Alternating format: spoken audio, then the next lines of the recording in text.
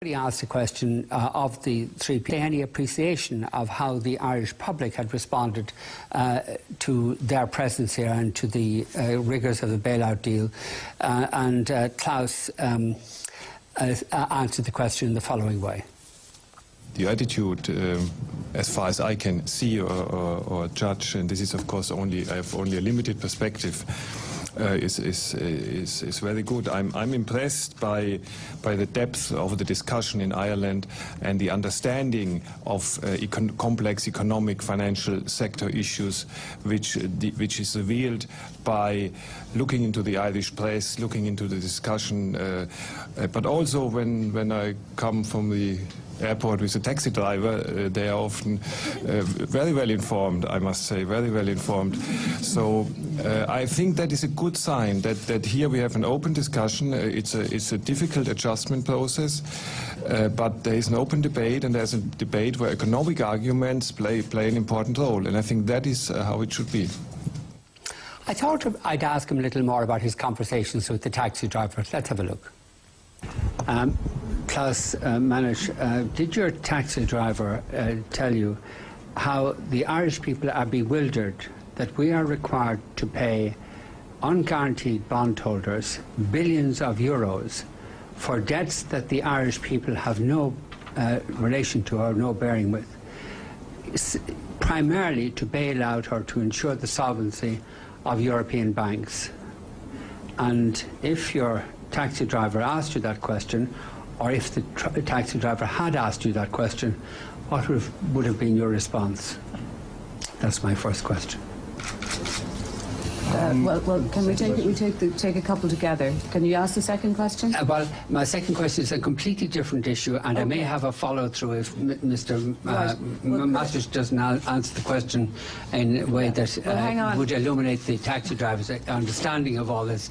I would have a follow-through question. Right. Can I ask you then to pass the mic, and we'll come back to you for the second question? Yeah, well, if you don't mind, that's a way of breaking up the exchange, and I would prefer if it went this way. We have a tradition in Irish journalism that we pursue issues, and that when somebody doesn't ask a question, we follow through on it. And I hope that tradition will be respected on this occasion. So could you ask the question? Answer the question. Yeah. Mr. Vincent, I have answered a very similar question of you. I think it was 2 reviews ago.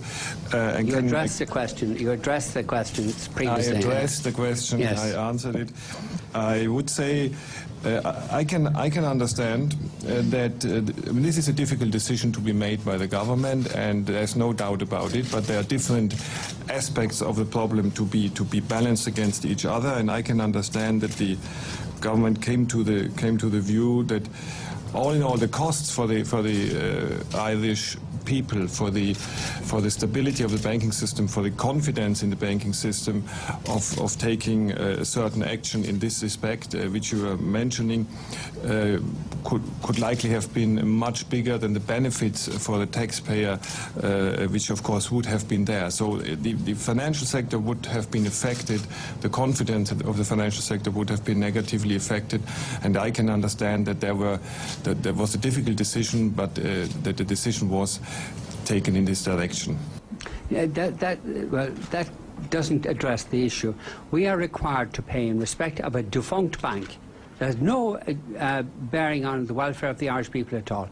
We're required to pay in respect of this defunct bank billions on unguaranteed bonds in order to ensure the health of European banks. Now, what would you explain, how would you explain that situation to the taxi driver that you talked about earlier? I think I have addressed the question. No, you haven't addressed the question, because you've referred to the viability of the Irish financial institutions. This financial institution I'm talking about is defunct. It's over, it's finished. Now, why are the Irish people required, under threat from the ECB, why are the Irish people required to pay billions to unguaranteed bondholders under threat to the ECB? You didn't answer the question the last time, so maybe you'd answer it this time. Well, I think he doesn't have anything to add to what he's already said. Sorry, just a minute. This isn't good. This isn't good enough. Sorry, this isn't good enough. You people are intervening in this society, causing huge damage by requiring us to make payments not for the benefit of anybody in Ireland, but for the benefit of European financial institutions. Now, could you explain why the Irish people are inflicted with this burden?